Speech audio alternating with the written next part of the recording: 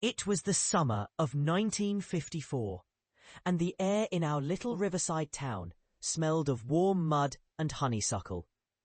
I remember waking each morning to the sound of the screen door slapping shut as my mother stepped out to hang the laundry, the wet cotton sheets flapping like pale sails in the breeze. The river was our kingdom then, shallow enough to wade, wide enough to feel like an ocean in the eyes of a child. That particular day, the sky was a patient blue and everything seemed unhurried. I carried my fishing pole down the dirt path that wound through tall grass, humming with cicadas. The mud stuck to my bare heels, cool and soft, and dragonflies skimmed the water's surface like tiny jeweled machines. My friend Daniel was waiting on the flat rock under the willow, his hair sticking out at odd angles, his pockets full of bread crusts for bait. We didn't talk much.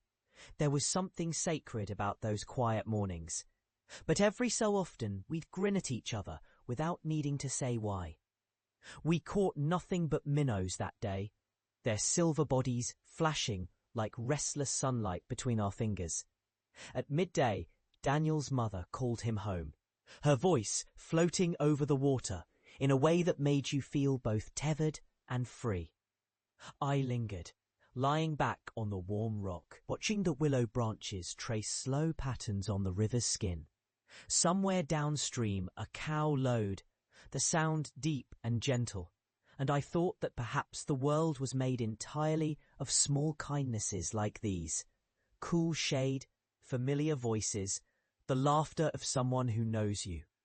I realize now that those hours by the river taught me something I've carried all my life, that stillness has its own kind of richness. And that friendship is often built not from grand gestures, but from 100 unremarkable days spent side by side.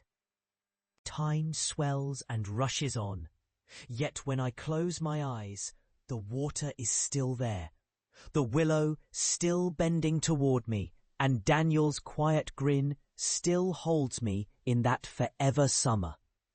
And for that, I am endlessly grateful.